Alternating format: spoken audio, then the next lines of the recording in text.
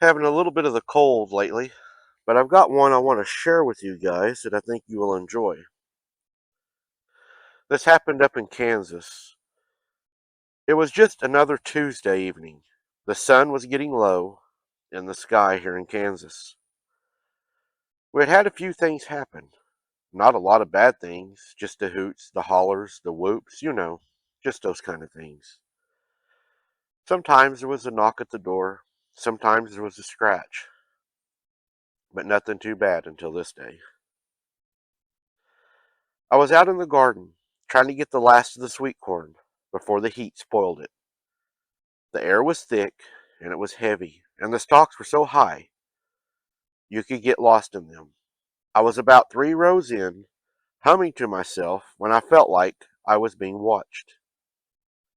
I dismissed it, thinking it was just another deer or maybe one of the stray dogs that wander around. I've always felt safe on our land, but the feeling lingered. I finished the corn I had picked, and I stood up, pushing through the stalks to get back to the open row. And that's when I saw it.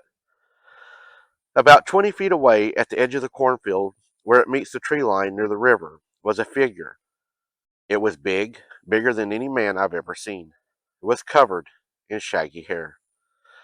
It was dark brown hair that looked matted with leaves and dirt, almost like a ghillie suit that had been rubbed all over the field.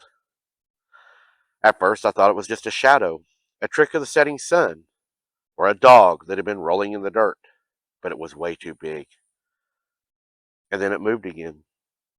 It tilted its head, and the movement was too fluid, too deliberate to be shadow. The way its arms hung by its side, the sheer bulk of it, just wasn't right. There was a humming in the air. The crickets went silent.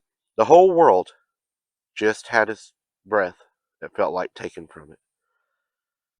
And that's whenever I noticed it was bigger than a bear. And bears aren't even native here in Kansas. And I'm not talking a black bear, I'm talking a brown bear. This thing was huge. The head on it was massive. It took one step forward, then another, moving into the last patch of the golden light. I finally saw its face. It was almost human, but not quite. The brow was heavy and sloping, the nose wide and flat, and the eyes, Mike, those eyes were dark, like holes punched in a blanket. But they were watching me, just me. I didn't see hatred, not really, but I saw intensity, a hunger that made me almost afraid it had came for me. It started walking toward me, not running, but a slow, purposeful gait. It felt faster than any sprint. I dropped the basket of corn. The sound of ears hitting the ground echoed in the unnatural quiet.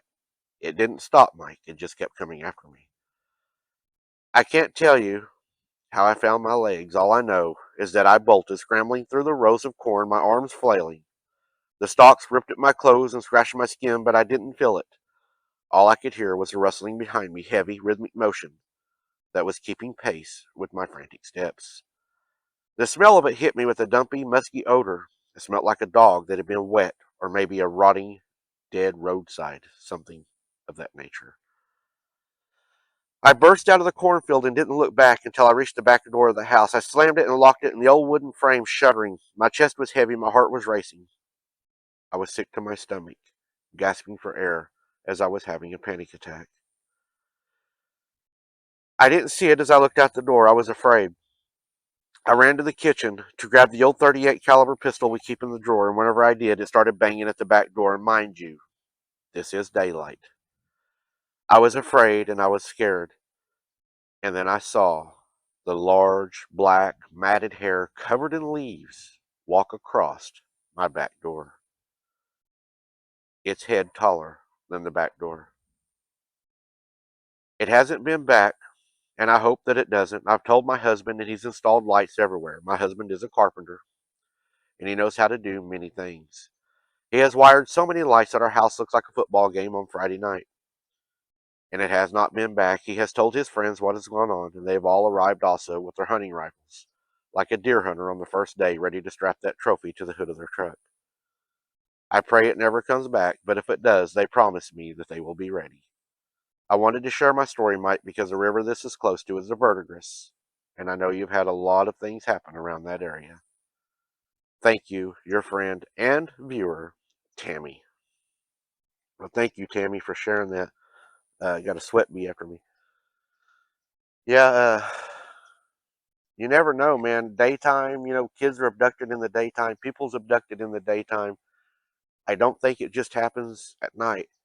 You're in a cornfield. It had seclusion. It was able to hide, and I think it had opportunity, and I think that's why it acted on it. I hope it doesn't come back, but I'm glad that you all are ready if it does. Let me know if it does. I'd love to hear from you. Thank you for sharing your encounter.